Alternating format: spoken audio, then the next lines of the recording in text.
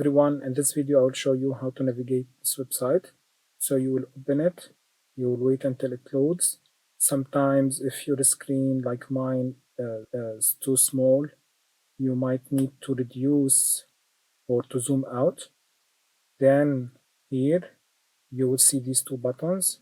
You will click on this one, and from there you start turning these off one by one.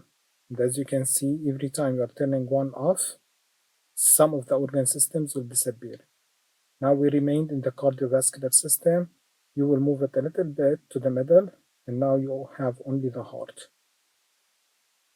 Maybe like this.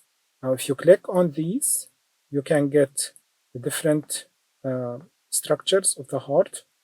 You can even, if you move it in, you can remove even the walls of the heart, and you will start to see the valves, for example. You might want to zoom in, use these plus and minus, okay? And you should be able to find all of these different structures. Another way to find them maybe by search. For example, like this, it gives me the atrium. I'll just move these off. And I have a view for the atrium. Okay, so this is how you navigate it. Make sure that you click these two on, not this, these.